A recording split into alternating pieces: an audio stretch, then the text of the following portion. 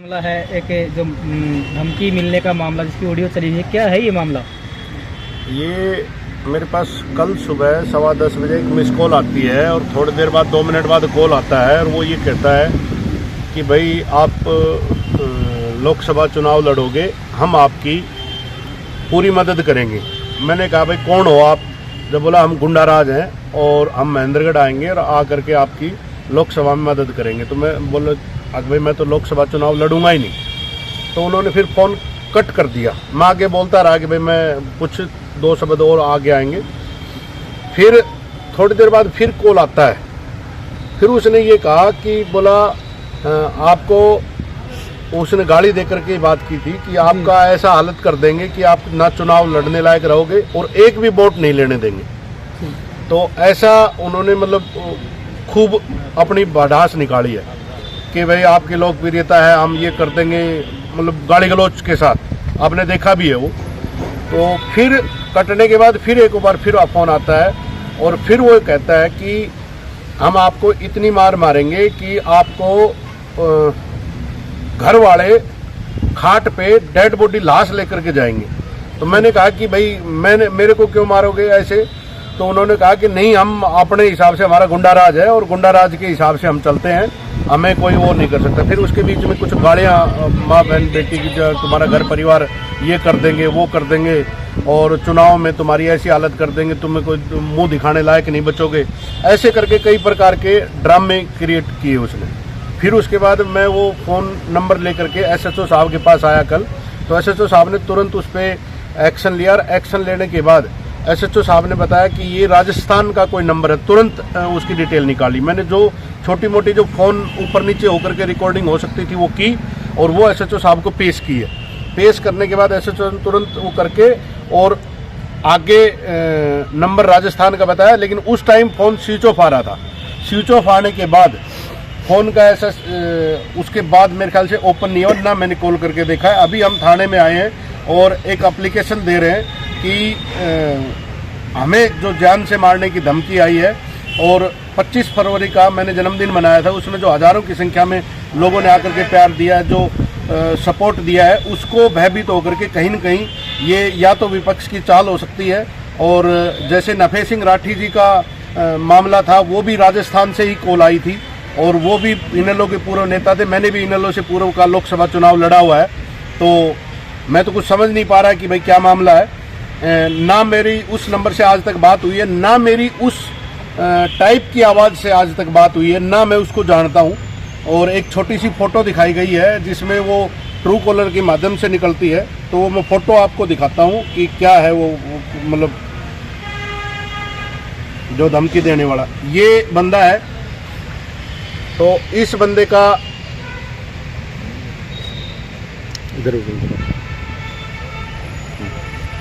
इस बंदे से मतलब सिर्फ उस ट्रू कॉलर में जो उस नंबर पे डीपी लगी हुई है उससे ये निकाली गई है। और अभी हम एसएचओ साहब को, पुलिस अधीक्षक को, डीजीपी हरियाणा को और अनिल विज जी को ये बाई मेल भी किया है और अभी हार्ड कॉपी यहाँ पर एसएचओ साहब को देके रिसीविंग लेकर के और सुरक्षा की भी मांग की है कि पुलिस सुरक्षा दी जाए। और मेरे को एक लाइसेंस भी दिया जाए हथियार का, क्योंकि अभी तक ज़रूरत नहीं पड़ी थी, लेकिन लोगों के प्यार से, आशीर्वाद से कल न जब साथ रहता है तो आदमी के पास एक पावर रहती है। और मैं फौजी आदमी भी हूँ और कुछ चलाने की एक्टिविटी सारी चीज़ें हम जानते हैं। सिर्फ एक रिक्वायरमेंट लाइसेंस की है, उसकी भी हमने उसमें डिमांड की है। जिस तरह से आपने कहा है कि इसमें विपक्ष की भूमिका लगती है, तो क्यों लगता है आपको कि इसमें विपक्ष की इन्वॉल्वमेंट हो सकती है? क्योंकि उस बंदे ने और कोई बात नहीं की, आपकी लोकसभा में मदद करेंगे ये कहा। तो मैंने कहा कि लोकसभा का तो चुनाव ही नहीं लड़ रहा मैं। जब उसने ये कहा कि उसको किसी ने, जिसने भी बताया होगा, किसी भी व्यक्ति ने, तो उसने ये कहा है कि भाई ये चुनाव लड़ेगा, तो वो लोकसभा समझ रहा था, आने वाला टाइम लोकसभा का है नज़दीक। तो मैंने मना कर दिया। तो उसने फ़ोन काट के मेरे ख्याल से उस बंदे से पूछा कि ये तो मना कर रहा है लोकसभा, फिर उसने बताया होगा कि ये तो विधानसभा। तो उसके बाद उसने वो दूसरी प्रक्रिया शुरू कर दी। दूसरी बात, मेरी और किसी प्रकार का किसी से दुश्मनी नहीं है। राजनीति रूप की वो सारी बातें कर रहा है लास्ट मोमेंट तक, और फर्स्ट से लेकर के उसने सिर्फ चुनावों की बात की थी। आपको एक वोट नहीं लेने देंगे, आपको चुनाव नहीं लड़ने देंगे, आपका जीना आराम कर देंगे, आपको मुंह दिखाने लायक नहीं बचोगे, तो और इस प्रकार की हम राजनीति क्या समझे। क्योंकि एक लोकल में आज की तारीख में महेंद्रगढ़ में एक फौज का सिपाही और नॉर्मल व्यक्ति किसान का बेटा एक पहली बार कोई बढ़िया ढंग से तैयारी कर रहा है, तो हो सकता है जो आज तक 45 साल में ये होता है कि जो भी नेता बोलना चाहे, अपने लोकल उठना चाहो, इन्होंने ड्रा करके पैसे से धमका करके किसी तरह से भी बैठाने की कोशिश की है। लेकिन मैं फौज में शहीद नहीं हुआ, मेरे को जरूरत पड़ी तो मैं महेंद्रगढ़ के लिए शहीद हूँ। और जो गोली मारने वाला, धमकी मारने वाला भाई है, वो मैं भाई सीना चौड़ा करके रखता हूँ। आप जब आओ, जहाँ बुलाओ, मैं आ जाऊँगा, वहाँ मरने के लिए मैं तैयार हूँ। मैं शहीद हो सकता हूँ लेकिन पीछे नहीं हटूंगा। आपने कहा कि इन्होंने पहले भी डरा धमका करके जो कोई भी नया नेता मैदान में आना चाहता था उसको बिठाने की कोशिश, तो इन्होंने क्या कहना क्या चाहते हैं? यही 45 साल से जो राज कर रहे हैं इन्होंने, क्योंकि आज तक वो जातिवाद की राजनीति करते हैं। और वो दूसरा मामला, आप समझदार है सारी चीजें, क्योंकि अभी तक जब तक हमारे सामने नाम क्लियर नहीं आ जाए हम किसी का नाम नहीं ले सकते। तो आपने मतलब प्रशासन से मांग करी है इसकी? हाँ, मैंने सुरक्षा, मेरी जो पुलिस सुरक्षा के लिए और गन का लाइसेंस के लिए। ठीक है, धन्यवाद।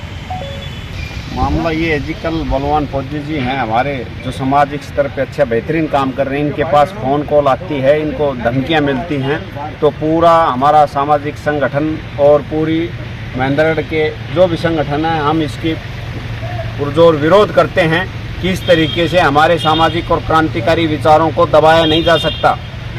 चाहे हमें गोलियां खानी पड़ो, इस समाज के लिए जान तक देनी पड़े, हम पीछे हटने वाले नहीं है। किसी माई के लाल में कोई हिम्मत नहीं है, हम शहीद हो जाएंगे।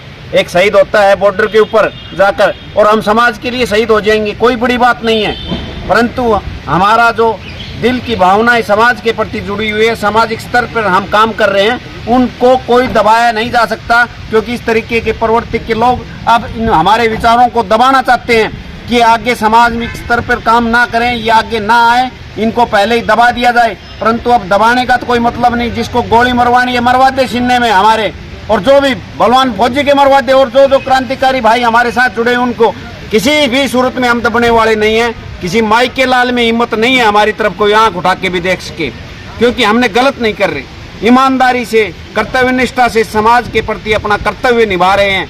जो भगवान ने हमें भेजा है उसका ताउम्र जब तक सांस रहेगी हम निभाते रहेंगे।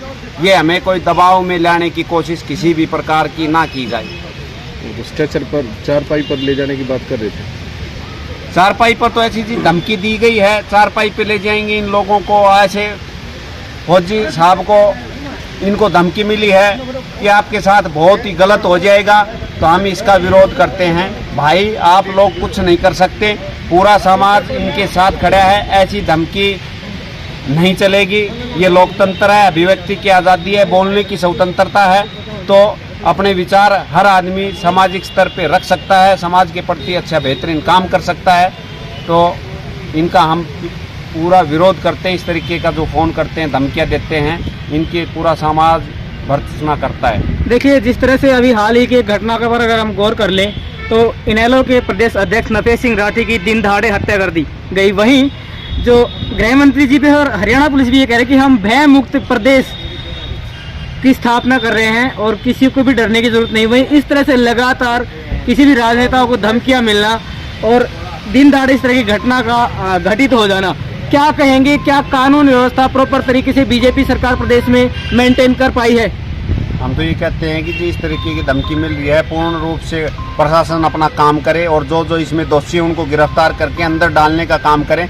उनमें जो जो धाराएं लगती हैं, जान से मारने की धमकियां तक दी गई हैं, उनको सभी को गिरफ्तार करके और अंदर ठोके उनको, किसी भी सूरत में उनको बख्शा नहीं जाए और जल्दी से जल्दी इस पे कार्रवाई होनी चाहिए। राजनीति के उसमें है और अपने इलाके की आवाज़ उठाते हैं और सबकी मदद करते हैं, तो ये थोड़ी है कि उसको कोई भी धमका देगा या कोई भी इस तरह का कर देगा।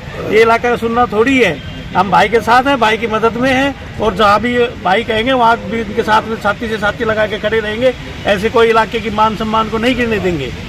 धन्यवाद। क्या लगता है किसने धमकी दी होगी कुछ? अब ये पता नहीं, मेरे को तो सूचना लगी है, गाँव में से पता चला, मैं तुरंत आया और भाई के साथ है हम। ऐसे अकेला थोड़ी छोड़ेंगे। हमारे इलाके के हमारे भाई सामाजिक का और राजनीतिक का कार्यकर्ता है, समाज के बीच में रहते हैं। समाज के काम करने वालों को इस तरह से धमकाया जाएगा, इस तरह की धमकियां दी जाएंगी, ये बिल्कुल गलत है। इसका हम खंडन करते हैं, विरोध करते हैं और भाई के साथ खड़े हुए हैं। पुलिस प्रशासन और सरकार पुलिस प्रशासन से हम डिमांड करते हैं कि इसकी त्वरित कार्रवाई करी जाए, इसका संज्ञान लिया जाए और जल्द से जल्द पता करा जाए कि ऐसे कौन से जो लोग हैं जो हमारे बलवान भाई फौजी को इस तरह की धमकियां दे रहे हैं और इस तरह का हमारे इलाके पर इस तरह का गलत अनैतिक दबाव डाल रहे हैं। इसके पीछे कौन ताकते हैं, कौन ये सब करवा रहा है, इसके लिए हम पुलिस प्रशासन हरियाणा सरकार से मांग करते हैं इसकी बिल्कुल कार्रवाई करी जाए, दूध का दूध पानी का पानी हो और पता चले कि कौन आदमी है इस तरह के जो इस तरह के इलाके की आवाज़ को दबाना चाहते हैं। बलवान फौजी के द्वारा आशंका जताई गई है कि इसमें जो विपक्ष है उसका भी हाथ हो सकता है, क्या कहेंगे इस पर? ये तो उसमें पुलिस कार्रवाई, प्रशासन पुलिस की कार्रवाई में तफ्तीश में पता चलेगा कौन है और ये जो भी है हम उनका खंडन करते हैं, विरोध करते हैं।